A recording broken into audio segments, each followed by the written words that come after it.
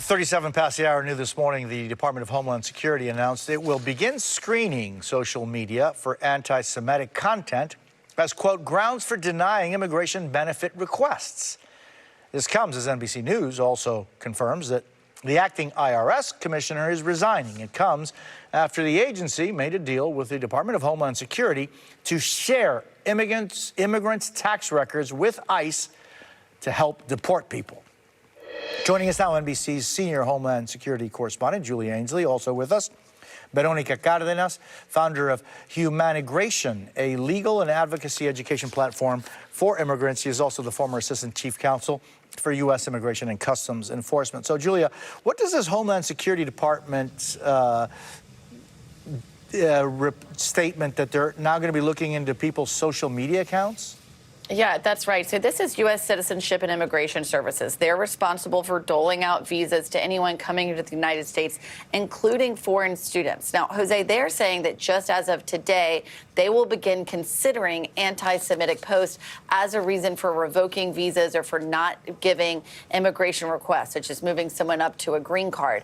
But really, if you look at the evidence, there have been over 300 foreign students whose visas has already been revoked. And in many times, there's not a lot more evidence than maybe an op-ed in the student newspaper, something they've put on social media that was pro-Palestinian. So it could be that although we're getting this announcement today, this could have been in the works for quite a long time. And this is all part of the administration's approach to try to say that foreign students and people who are in this country not as U.S. citizens don't get the same free speech rights. In fact, we saw a quote from the Homeland Security press secretary saying they could not hide behind free speech anymore. That could get challenged in court because visas typically do come with a lot of those same constitutional protections as U.S. citizens. And Julia, there is a difference between the responsibilities and decision-making process of DHS and state, right? Isn't state behind that?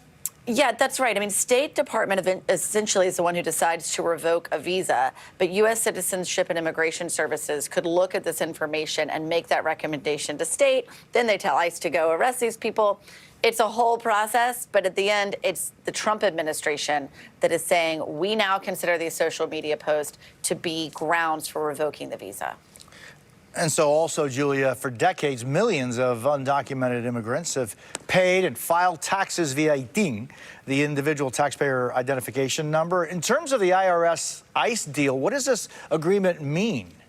Yeah, I think that's something really important to point out, Jose, and I haven't really seen a lot of people talking about it, and that in the 90s, the IRS actually came up with a way for people who were not in the U.S. or even legally authorized to work here to be able to pay taxes so that they could collect revenue. You can see where this revenue went based on the salaries they were earning inside the United States. And so the IRS will now share information with DHS, not only about those people, but on a whole range of other people who are in the United States paying taxes to ICE, because of course the IRS gets so much detailed information, exactly what they're handing over. We can't see all the details of that was redacted in a court filing, but apparently it was enough for the second head of ICE in this administration to resign.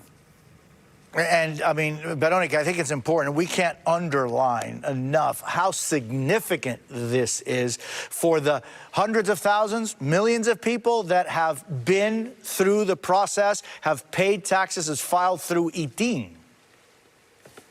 Right. And I think that one of the most important things is that status is not static. It evolves. So a person can have no status and they go through the system, a system that takes 5 years plus to actually get any legal status. Even when that visa is immediately available, there's still a lag time.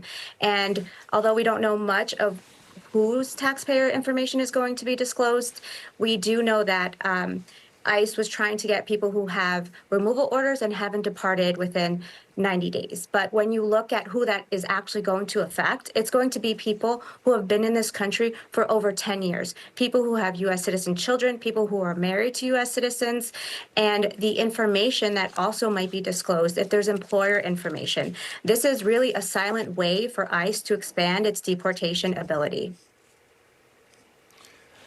Julie Ainsley and Veronica Cardenas, I thank you both so very much.